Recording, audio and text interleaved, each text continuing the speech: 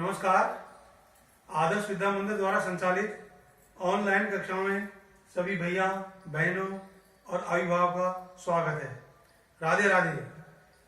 कि पिछले कालांश में हमने पाठ 4 थल समीर समुद्र समीर के बारे में अध्ययन किया था।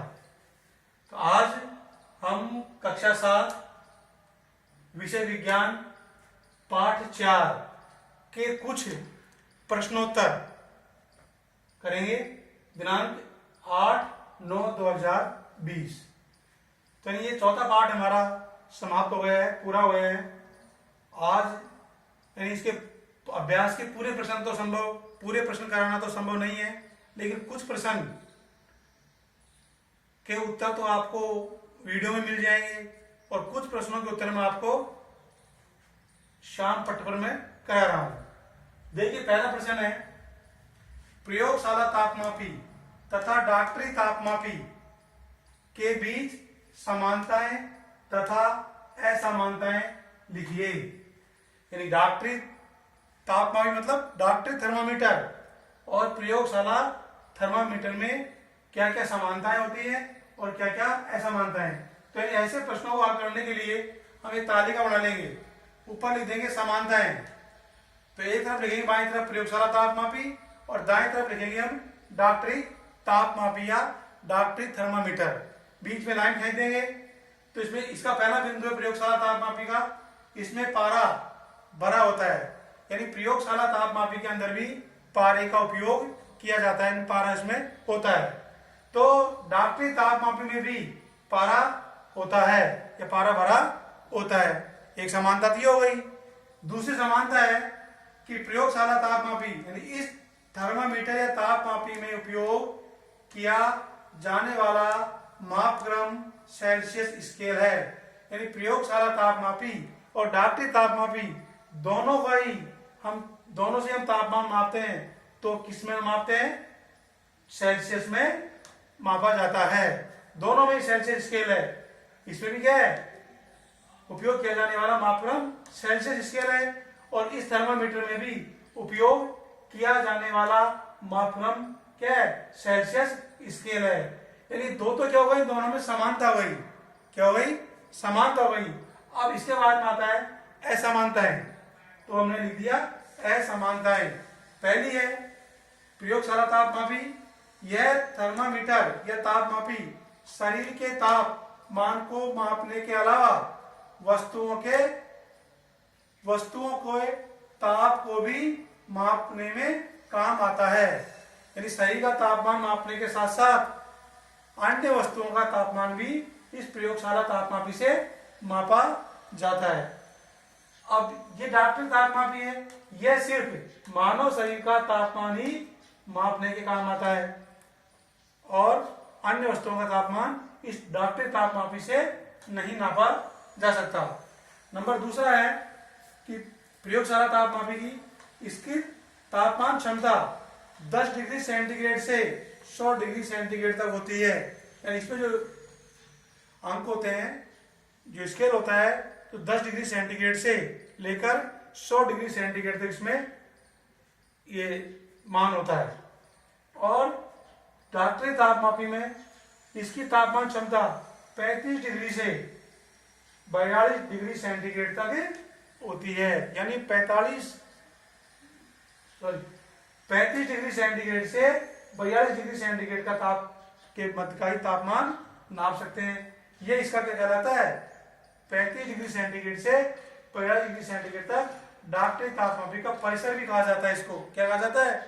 डॉक्टरी तापमापी का परिसर। और अलग से प्रश्न आता है कि डॉक्टरी तापमापी का परिसर कितना होता है, तो आप बताएंगे कि 35 डिग्री सेंटीग्रेड से 42 डिग्री सेंटीग्रेड तक इसका परिसर होता है।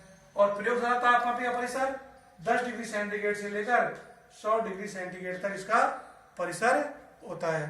तो इस प्रकार हमने दो प्रयोगशाला तापमापी और डॉक्टरी तापमापी दोनों में समानताएं और असमानताएं, इस प्रकार हमने इनका उत्तर दिया है। ठीक है। अब प्रश्न नंबर दूसरा है कि ऊष्मा चालक तथा ऊष्मारोधी प्रत्येक के दो दो उदाहरण दीजिए। यानी ऊष्मा चालक के दो उदाहरण देने हैं और ऊष्मारोधी, जिनमें होकर ऊष्मा प्रभावित होती है ऊष्मा चालक कहलाते हैं, और जिनमें होकर ऊष्मा प्रभावित नहीं होती है जिन पदार्थों में, वो कहलाते हैं ऊष्मा रोधी या कुचालक। जैसे ऊष्मा चालक है तांबा, और दूसरा है एल्यूमिनियम।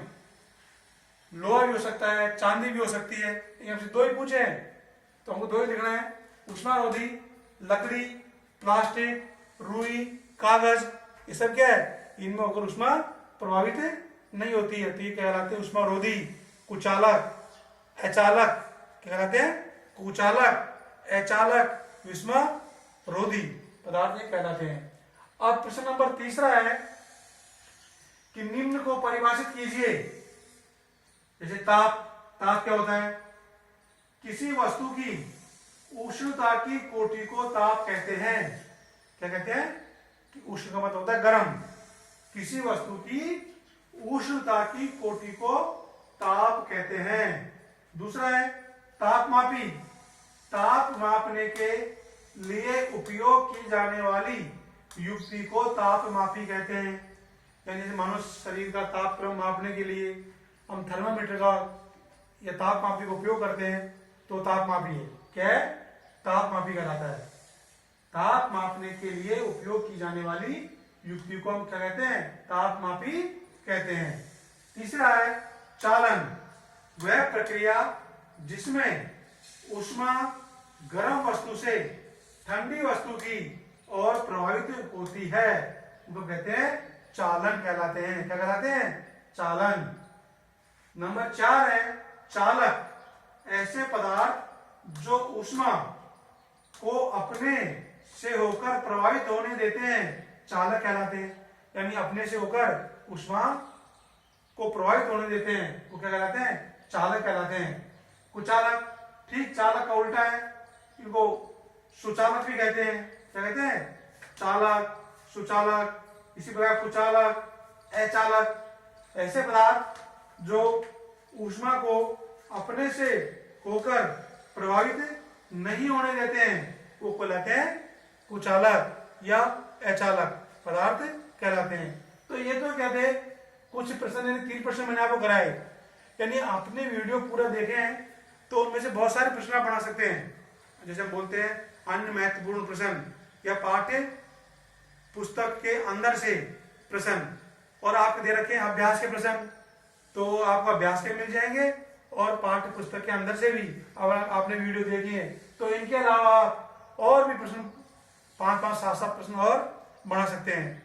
ठीक है, अब आज के वीडियो में हमारे 4था पाठ है ये पूरा समाप्त हो गया है। तो इसके प्रश्न उत्तर आप पाठ के अंदर से, वीडियो में से आप भी खुद कर सकते हैं। ये नहीं गुरुजी ने इतने प्रश्न कराए हैं, आप लोग यही करना है।